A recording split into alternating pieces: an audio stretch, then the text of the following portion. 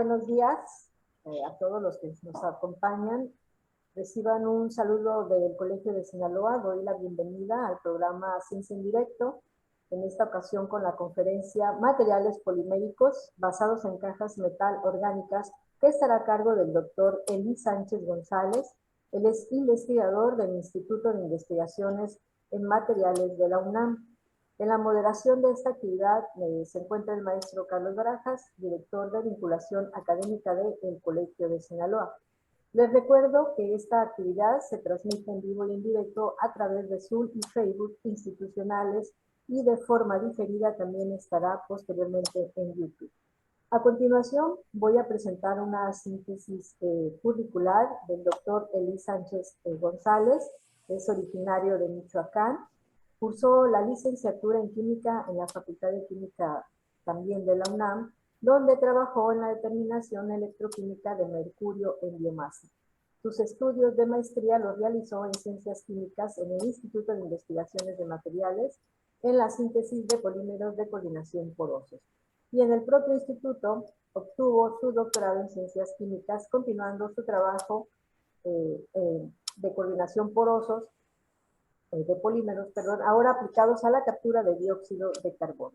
De forma importante, en 2019 obtuvo una beca de la Sociedad Japonesa para la Promoción de la Ciencia para realizar una estancia postdoctoral y unirse al grupo del profesor Shuhei Furakawa en la Universidad de Kioto, en Japón, de 2019 a 2021, donde él inició su trabajo de cajas metal orgánicas para formar materiales suaves.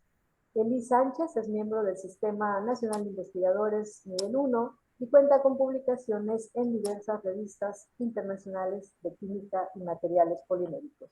Y a continuación yo voy a ceder el uso de la voz al maestro Barajas, que nos tiene un mensaje del presidente del Colegio de Sinaloa, el maestro Elmer Mendoza. Gracias por su amable presentación, maestra Guerrero, nuestra directora de comunicación y editorial del Colegio de Sinaloa. Eli, muy buenos días, bienvenido a Culiacán, aunque sea de manera virtual. Muchas gracias, buenos días. Muchas gracias por tenerme aquí y pues si quieren, ¿comienzo? Un momento, tengo un mensaje de bienvenida, no te preocupes, de parte de nuestro presidente, el maestro Elmer Mendoza, todos quienes orgullosamente elaboramos en el Colegio de Sinaloa, te damos la más cordial bienvenida. A nuestra amable audiencia les comunicamos que al final de la intervención de Eli vamos a abrir los micrófonos y las cámaras para que ustedes hagan sus preguntas de viva voz al doctor Sánchez González. Eli, sin más preámbulo, la voz es tuya. Adelante, gracias. Muchas gracias.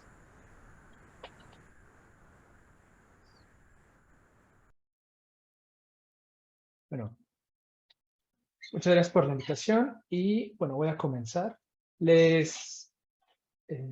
¿Sí me escuchan perfecto, verdad? Se escucha muy bien, gracias. Les voy a empezar mi presentación con algo que me gusta mostrar, que es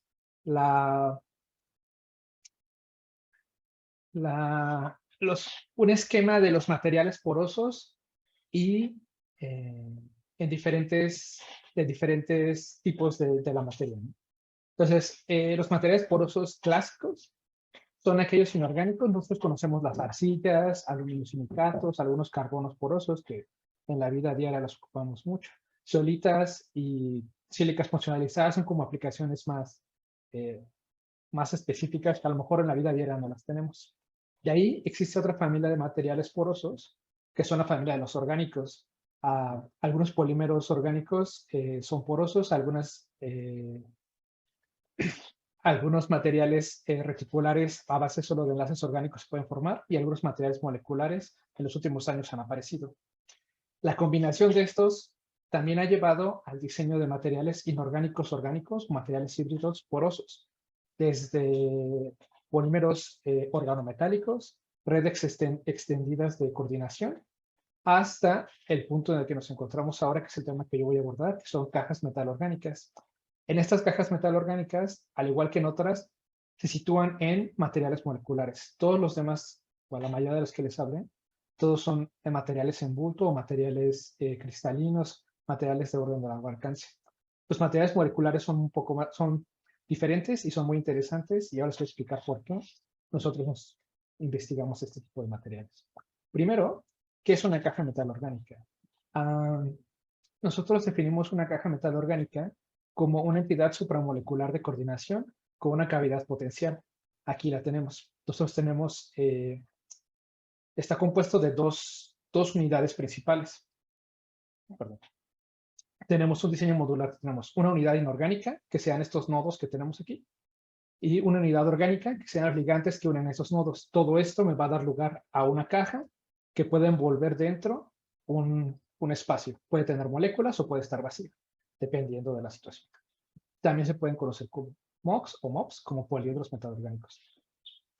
Estos pues simplemente parecen una molécula grande, relativamente, con enlaces de coordinación. Pero esta tiene una modularidad y una funcionalidad muy interesante. Si yo trato de variar la unidad inorgánica, yo me voy al centro metálico. Entonces tendré que buscar qué centros metálicos puedo utilizar. Si yo voy a la tabla periódica, puedo ver que todos estos que están en verde son los centros metálicos que se han utilizado para hacer cajas. Quiere decir que todavía hay mucho espacio o muchos elementos de la tabla que podríamos explorar. Si ahora yo me voy a la unidad orgánica, yo podría cambiar el grupo funcional. En este caso tengo un carboxilato que está aquí. Yo podría cambiar este tipo de grupo funcional y podría diseñar diferentes enlaces. Por lo tanto, yo podría hacer un diseño de combinaciones entre centros metálicos y entre ligantes. ¿Pero qué tipo de ligantes? Hay unos materiales que están muy relacionados a estos, que son los MOF o enrejados metalorgánicos. En estos tienen el mismo tipo de diseño estructural modular que nosotros utilizamos. Tienen un centro inorgánico, pues un nodo metálico, y tienen ligantes. En este caso tenemos un ligante lineal.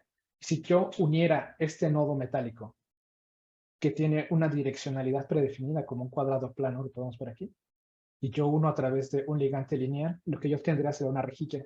Podría obtener esta estructura como cuadrícula. Unida un nodo con otro, unidos a través del ligante. Y si esto yo lo extiendo hacia otro lado, podría tener una red cristalina. Me extiendo hacia en el eje X o en el eje Y. Entonces podría generar una rejilla infinita, si me lo propusiera. Además, esta rejilla no es única. Podría empalmarla con otra rejilla. Entonces crece en la tercera dimensión. Crece en la tercera dimensión. Y lo que va a pasar es que esas dos rejillas me van a generar, si se alinean, me van a generar unos canales o unos huecos, donde yo voy a tener espacio para almacenar o para separar moléculas. Entonces, se puede diseñar un material poroso que es de largo alcance con 2 o 3 dimensiones. Así nace la química reticular. La química reticular se basa en el diseño de unidades metalorgánicas con ligantes y tratar de predecir diseños a través de la geometría que se puede obtener. Podríamos cambiar la métrica de esto para hacer poros más grandes, poros más chicos, y cambiar el centro metálico para dar diferentes funcionalidades a mi superficie. En el caso de las cajas metalorgánicas, nosotros cambiamos de la estrategia. Nosotros utilizamos ligantes angulares. Ahora este ya no tiene luz lineal, sino tiene un pequeño ángulo aquí. Si yo trato de hacer el mismo sistema, es decir, tengo mi centro metálico y trato de extender la estructura, lo que va a pasar es que al no ser lineal, lo va a forzar a que un enlace con otro va a forzar a que se empiece a cerrar. Se empieza a cerrar, se empieza a cerrar, hasta que regresa o chocan estas dos líneas de crecimiento, y lo que va a pasar es que va a generar un objeto cerodimensional. Para motivos de esta plática, no es cerodimensional porque tiene 0 dimensiones, tiene un volumen, pero comparado con estas estructuras de largo alcance, esto lo podemos considerar como cerodimensional porque no crece.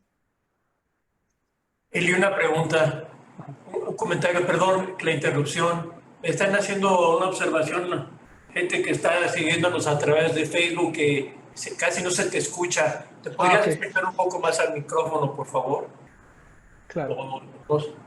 No sé si tengas... Ahí está. ¿Me escuchan ahí más? ¿Mejor? Bueno, mejor. Yo creo que sí. Ya. Gracias, una disculpa por la interrupción. No se preocupe. Muchas gracias. Entonces, aquí tenemos la formación de sería como una esfera o una caja, y para fines de la plática esto sería cero dimensional porque no crece en 2 o 3 dimensiones a largo alcance. Entonces me da lugar a un material molecular, a diferencia de estos cristalinos. Ahora, ¿cómo comparo estos materiales, estos dos tipos de materiales, y para qué van a ser? En el material original, si yo tenía un material cristalino de largo alcance, pues puedo tener cristales muy grandes. La relación entre estos sería, si yo tomo en cuenta un cristal muy grande y lo empiezo a encoger, a encoger, a encoger, hasta su mínima expresión, que sería solo un cuadrito de aquí adentro, yo tendría solo un poro. Es el equivalente de mi material.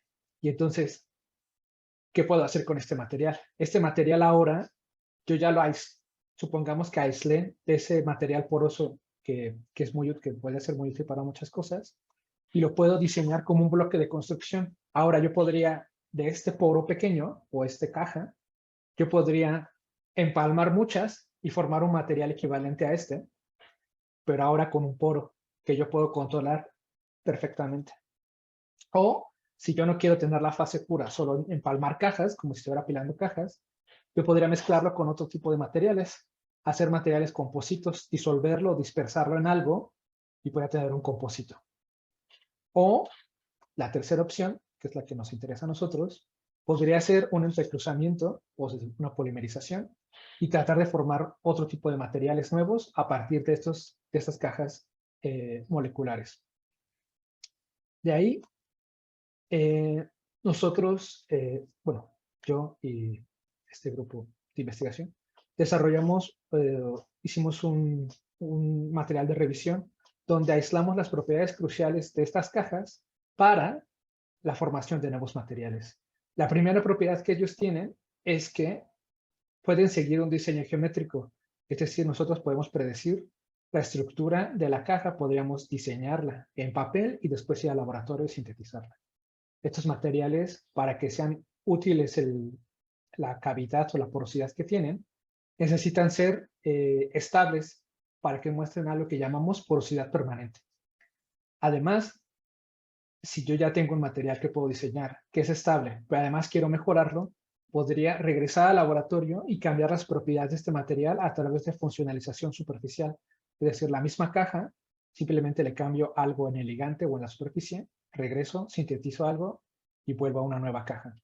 O otra estrategia paralela sería, una vez que ya tengo la caja, tratar de funcionalizarla después de que ya la obtuve. Tengo dos rutas para llegar a lo mismo. Esta funcionalización superficial puede ser de carácter covalente o coordinación, dependiendo del tipo de química que utilicemos. Entonces, el primero, el diseño geométrico, es como si nosotros nos imaginamos que tenemos un nodo de 3 conexiones y de un palito que solo se pueden conectar en 2 cosas. Nosotros podemos imaginar cuántos poliedros podría yo formar. Entonces, por ejemplo, aquí tengo un tetraedro, puedo tener un cubo, puedo tener una pirámide trigonal, ya un prisma trigonal. Y entonces yo me podría imaginar qué tipo yo podría simplemente en mi papel ver qué nodos puedo tener y si tengo ligantes que los unan, qué formas podría yo obtener.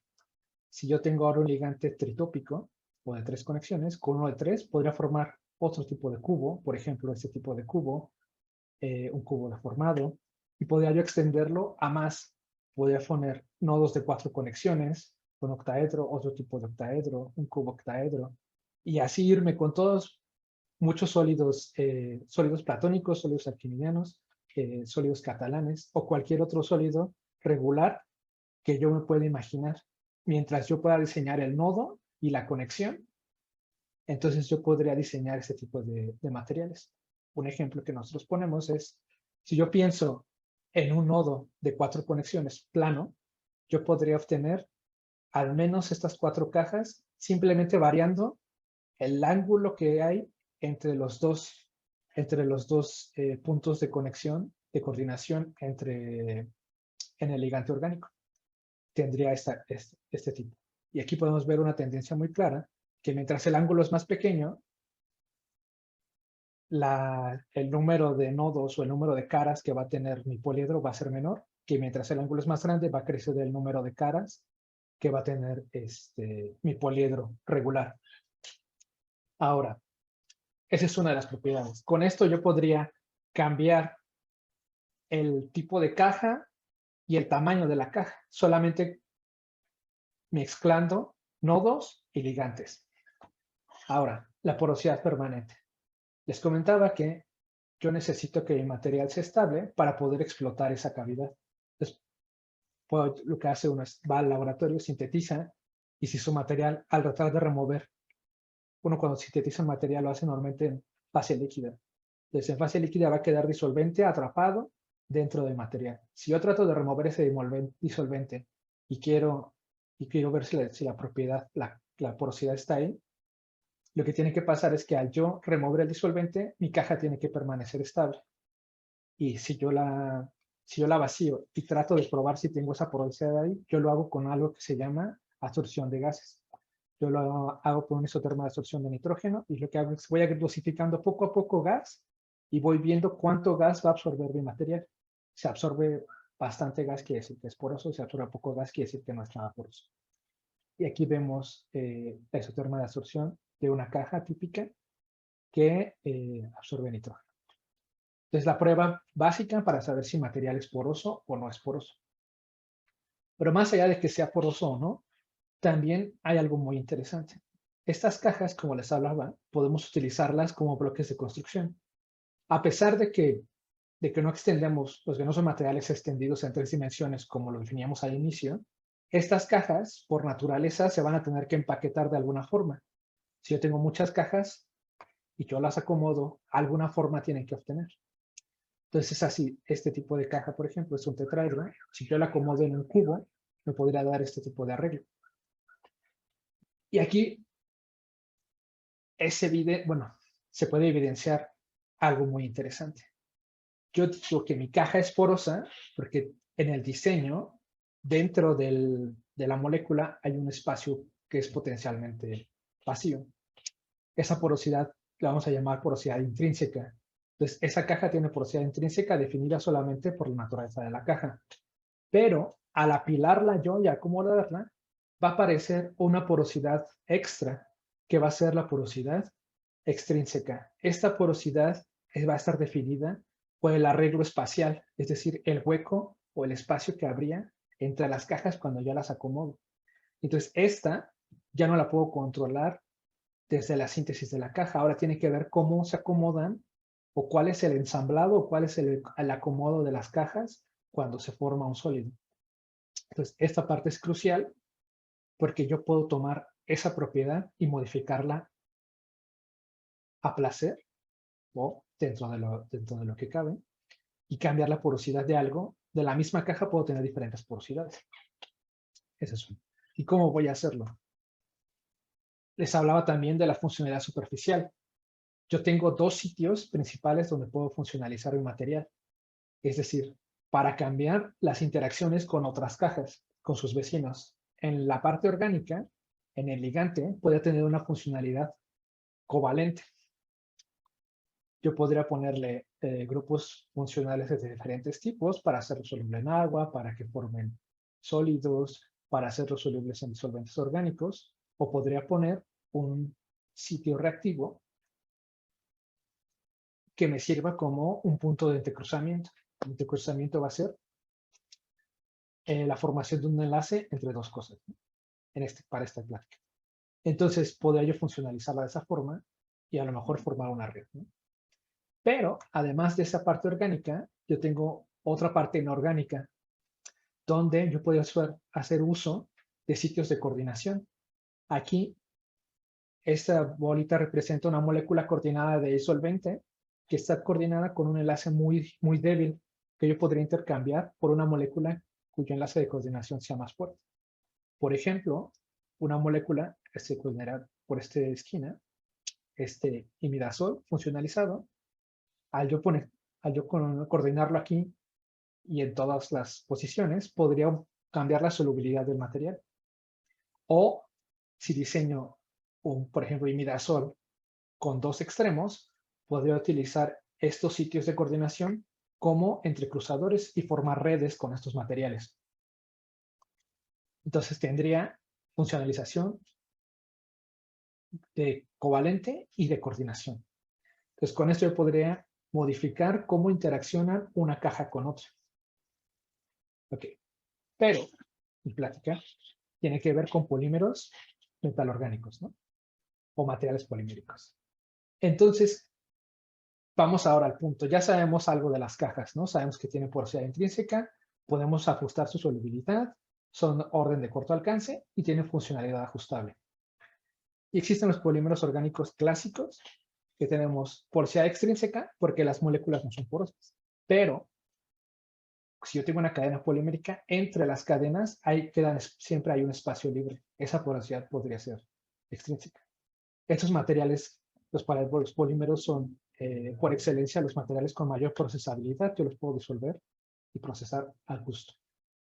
Tanto así que nuestra vida diaria no se puede concebir sin polímeros. Y además también orden a corto alcance. Si yo mezclo estos dos, yo podría obtener algo que voy a llamar un polimoc, que podría ponerle ambas propiedades, porosidad intrínseca de la caja, porosidad extrínseca de los polímeros, corto alcance, no importa, pero podría darle funcionalidad ajustable. Y ese es el trabajo que nosotros tratamos de hacer. Y hay varias estrategias para hacer este tipo de materiales. ¿Cuáles son? La primera sería la más fácil, que es una mezcla física. Es decir, yo agarro un polímero, agarro una caja y las mezclo. El problema de esto sería, o el principio sería dispersar mi caja en una matriz, y esto simplemente estaría limitado por qué tanta caja puedo solubilizar dentro de un polímero. Esta estrategia es bastante común. Y existe la otra estrategia, la estrategia química. Es decir, yo sé que mi superficie se puede modificar covalentemente, pues entonces yo encuentro la forma de unir covalentemente dos cajas. Ahí tendría que ver con la química del ligante o la parte orgánica. Y además, yo podría hacer lo mismo con el nodo inorgánico, utilizar química de coordinación para enlazar dos cajas, pero ahora a través del nodo inorgánico. De esta forma, la caja se va a volver un nodo entrecruzador, es decir, el carácter polimérico estaría en estos ligantes o puentes que van a unir mis cajas, y el nodo va a ser el centro que va a unir estas para dar lugar a la red. Entonces, la primera estrategia es la de la mezcla mecánica, ¿no? Entonces yo tendría un polímero, lo disperso, y a este tipo de materiales se les llama membranas híbridas o MMS o Mixed Matrix Membranes. En inglés se conocen estas, donde yo tengo una fase continua, que sería mi polímero orgánico, y un filler o un material poroso que yo voy a añadir. Y entonces yo podría dispersar esta caja dentro del material orgánico. Esto se hizo ya, en 2014 es el primero reportado, donde tienen una caja con cadenas alquílicas. Aquí vemos una micrografía de AFM, donde se puede ver el tamaño de las cajas. Y cuando se mezcla con un polímero matrivit, un polímero muy conocido, se pueden obtener membranas que ya puedo yo controlar. Ya no es un polvo como cualquier otro material poroso, sino ahora es un material que se puede procesar. Pero esto tiene una desventaja, que mientras más material poroso quiera yo añadir o mientras más filler quiera yo añadir, van a aparecer defectos en mi membrana. Aquí está una micrografía electrónica del polímero. Luego está el polímero con una carga de 23% en peso de la caja. Entonces es más o menos homogénea. Y en el 80% empieza a verse ya aglomeraciones y se empiezan a ver algunos defectos en la membrana, ya no va a ser homogénea. Entonces, mientras más carga de material, de caja tenga, mayor aglomeración voy a tener, y a lo mejor el material ya no va a beneficiar tanto a las membranas como yo quisiera. Esto no solamente es para membranas híbridas con cajas, es un problema de materiales que es común hasta el momento, que es la carga del material filler Es una limitante para propiedades de separación de gases. La otra estrategia sería el entrecruzamiento covalente. A la par, estos dos grupos de investigación diseñaron ligantes diferentes para formar cajas. Y lo especial que hicieron con los ligantes, utilizaron polímeros o polímeros largos, donde en sus cadenas terminales pusieron sitios capaces de formar enlaces de coordinación, en este caso piridinas, y en este caso otra piridina asociada con una imina. Entonces lo que hacían, primero diseñan el ligante, lo ponen en contacto con metal y se va a formar en el proceso, se van a formar las cajas. Las cajas ya están predefinidas para ensamblarse y el ligante largo va a ser un polímero, por lo tanto se van a formar materiales suaves. Ellos encontraron, este grupo de Johnson y Nitschke, encontraron geles, este gel suave o este microgel, pequeñas capsulitas que se formaban aquí. Esa estrategia es bastante accesible, bastante asequible, simplemente que el diseño hay que tener un control sobre los ligantes poliméricos. Es un tipo de química química relacionada a polímeros, ¿no? Luego, la otra estrategia, lo voy a poner así, es el entrecruzamiento por enlaces de coordinación. Yo voy a tener una caja, voy a utilizar un ligante orgánico que pueda formar enlaces de coordinación. Voy a coordinar primero una, luego voy a coordinar más, o sea, elongación. Esto va a permitir formar una especie de esfera. Después estas se van a entrecruzar entre sí y van a dar lugar a redes de coordinación. Otra estrategia, abajo, que mi animación me permite, es, tenemos una caja, ponemos un exceso de este tipo de ligante y con un poco de calor vamos removiendo estos ligantes para que puedan interactuar entre sí y formen redes poliméricas. En el caso del de arriba, al ir agregando poco a poco el ligante, se van a formar pequeñas esferas, tan pequeñas como en el orden de nanómetros. Y en la otra estrategia, donde lentamente con calor voy dejando que vaya pasando la reacción, se van a formar redes coloidales que van a formar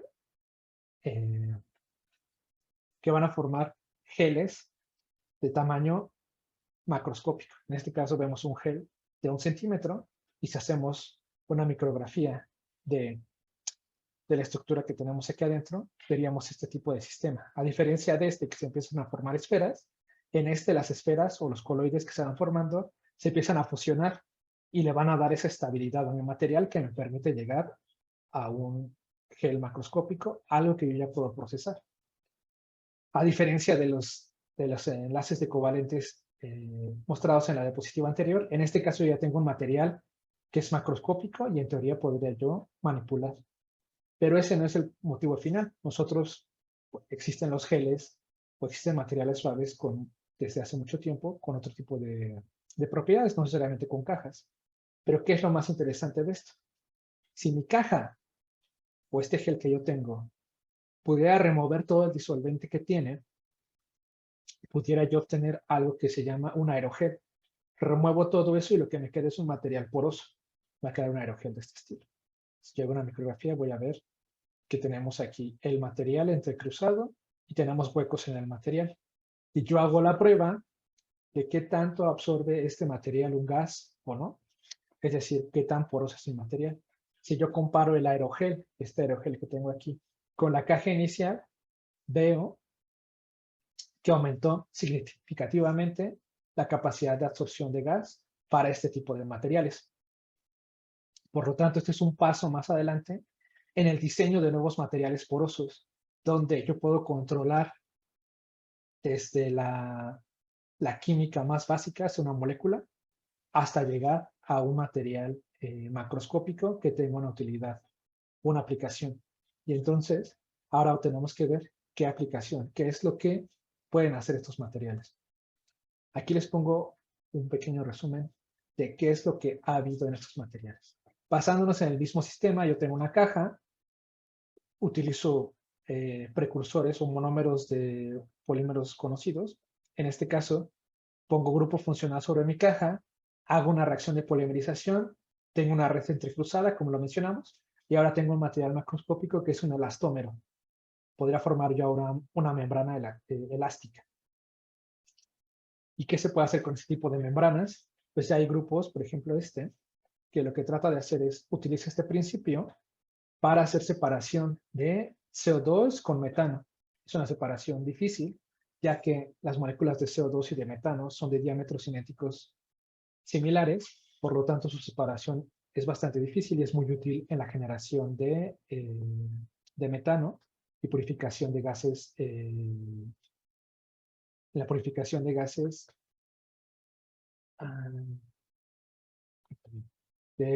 derivados de petróleo.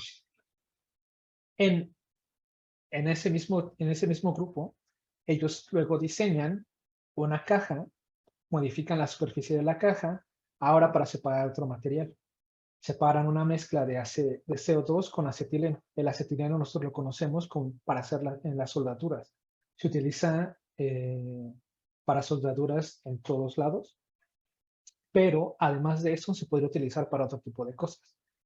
Hasta donde sé, existe ahora una iniciativa de la NASA para utilizar una reacción con acetileno para producir hidrógeno en condiciones donde no es tan fácil producir con agua el hidrógeno. Entonces, el acetileno podría ser un mecanismo para producir energía. Y el problema de esta reacción es que la producción de acetileno de alta pureza es la dificultad que tienen ellos. Entonces, una estrategia para producir ese acetileno de alta pureza podría ser el diseño de materiales que tengan, cambiar las propiedades materiales para purificar estas cosas. Y otra mezcla difícil, una mezcla bastante difícil, es la separación de isótopos. No muchos materiales pueden separar isótopos porque los isótopos van a tener la misma composición de átomos, simplemente van a tener un neutrón o una de la partícula más, que va a dar una diferencia en la masa. Su punto de ebullición va a estar muy cercano, su diámetro cinético es muy cercano, entonces la separación de estos materiales es muy difícil. El año pasado, este grupo de investigación desarrolla materiales que permite la separación del isótopo de hidrógeno y de deuterio. Simplemente con el diseño de la caja, la cavidad dentro de la caja sea lo suficientemente pequeña para separar el deuterio del hidrógeno. Entonces la afinidad y el tamaño van a jugar un papel muy importante en la separación de estos dos isótopos, algo que hasta la fecha es bastante difícil con cualquier otro tipo de material, no solamente con cajas. Y es así como, bueno, aquí está el potencial que existe para estas cajas, y entonces lo que sigue sería cómo desde estos principios diseñar ahora materiales que puedan hacer más cosas, diseñar mejores membranas de separación, diseñar materiales que sean acarreadores de fármacos, diseñar materiales que sustituyan o suplan otros materiales que ahora son bastante costosos o que son difíciles de propiedades difíciles de obtener. Y para finalizar, solamente me queda agradecer. Este es mi grupo de investigación anterior, donde desarrollamos varias de estas ideas, y ahora aquí ustedes me pueden seguir en mi nuevo grupo, en el correo o en el Twitter también estoy activo. Y muchas gracias por su atención.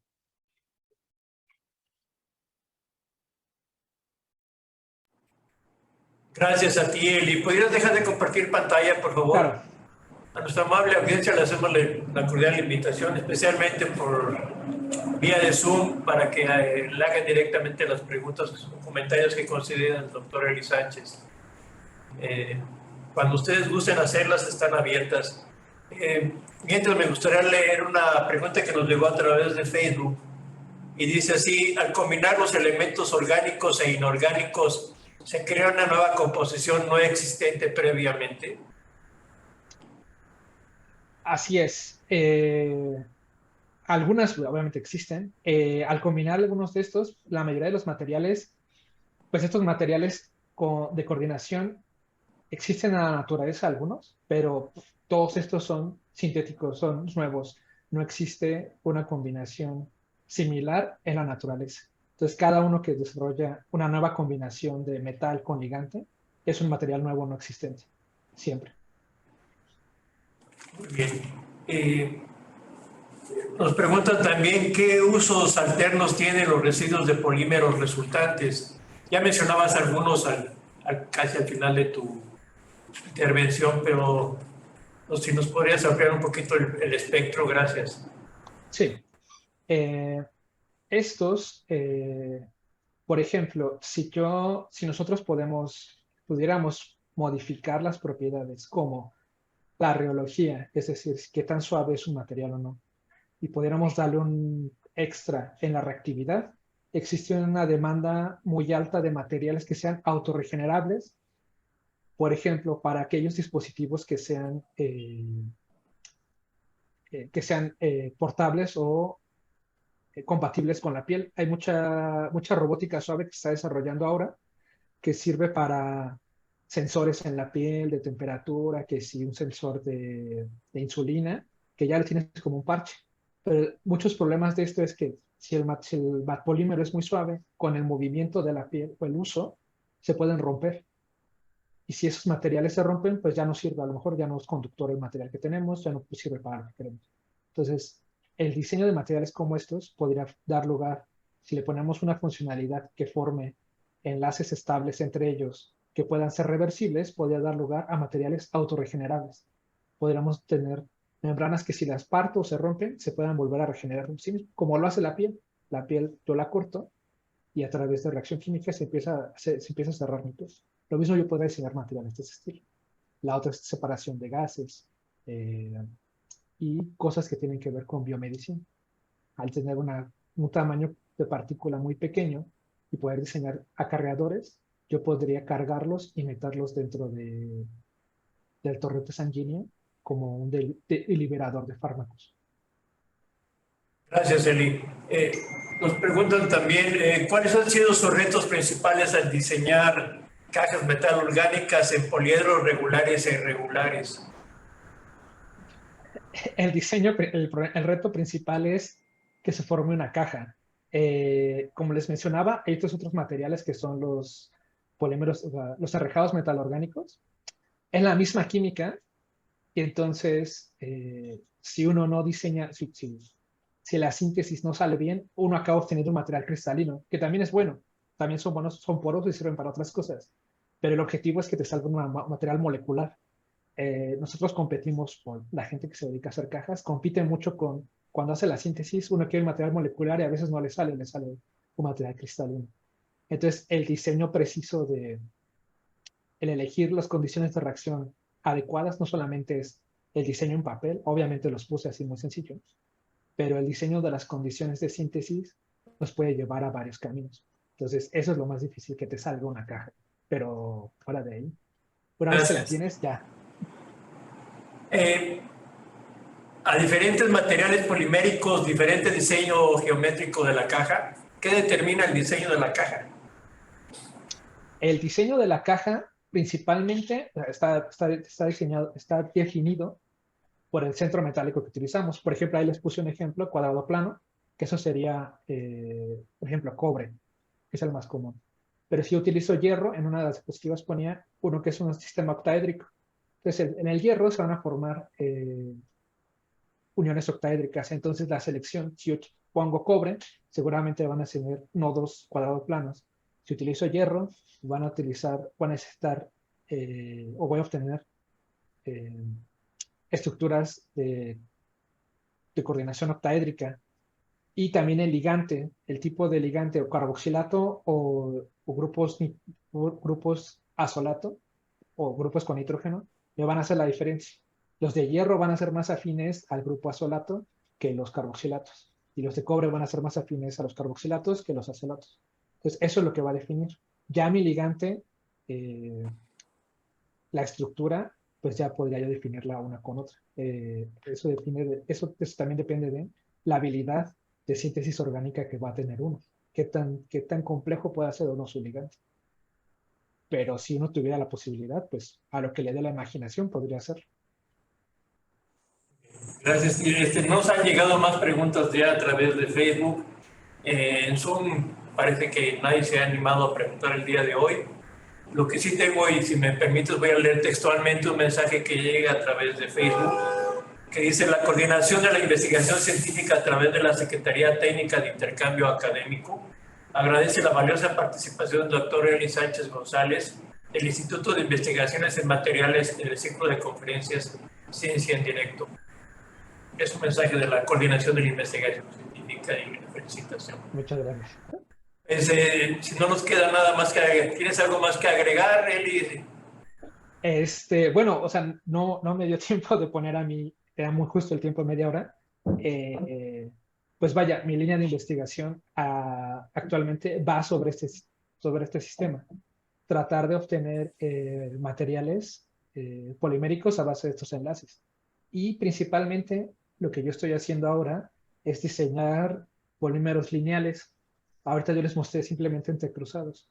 El diseñar cadenas lineales es un poquito más difícil en cuanto a tiene que buscar el tipo de enlace y tratar de formar esa cadena y que la cadena sea lo suficientemente estable para poder caracterizarla. Y es lo que estamos haciendo ahora nosotros en el instituto, y próximamente ya saldrá trabajo nuevo respecto a esta línea de investigación. Hay que esperar hasta que lo publiques, porque no vaya a ser que digas algo que no debes decir, ¿no? Ya nos sucedió una ocasión y amablemente nos pidió la investigadora que no subiéramos ahí el video, ¿no? De información que no debía, pero bueno, sí debía, pero no debía. Sí, no claro. le causó un problema, afortunadamente, ¿no? Yo tengo una curiosidad: ¿cómo trabajan con microscopios electrónicos o cómo llenan las cajas? No, bueno, al final la caracterización es de estilo. Normalmente todo lo hacemos en disolución, es decir, todo en viales pequeños, viales normales. Hacemos lo de los geles, se hace en una prueba muy sencilla, en un vial comercial. Ponemos nuestra mezcla, agregamos nuestro material, nuestro ligante para entrecruzar, y se forma en situ, se forma el gel. Después de ahí, eso lo tomamos y lo secamos. Utilizamos un sistema que es secado de CO2 supercrítico, y lo que hace es remover todo el disolvente, y una pequeña parte tomamos una muestra pequeñita, o sea, como un granito, y lo llevamos al microscopio y caracterizamos una pequeña parte. Pero el material en bulto pues es bastante grande, ¿no? De 1 centímetro cúbico, cosas así. Y lo que hacemos es con una pequeña muestra. Y uno de los retos también es que este material sea estable al aire, porque obviamente si yo quiero utilizarlo para una aplicación real, pues no va a ser un material que tenga que guardar con pincitas o aislado del agua o de la luz. Entonces, hacemos todas las caracterizaciones, materiales robustos, para que las caracterizaciones simplemente pueda tomar un granito, llevarlo al microscopio electrónico, ver la imagen, después llevarlo a difracción de rayos X, ver el difractograma, llevarlo a análisis térmicos y así. Pues hacemos en bulto, en grande, y después tomamos pequeñas muestras para cada uno de los análisis que hacemos. Pues Eli, nuevamente te agradecemos tu participación el día de hoy. A nuestra amable audiencia, gracias por estar con nosotros. Transmitimos en vivo y a todo color desde Culiacán, Sinaloa. Eli, hasta muy pronto y muchas gracias por tu participación. Muchas gracias. Un gusto estar aquí.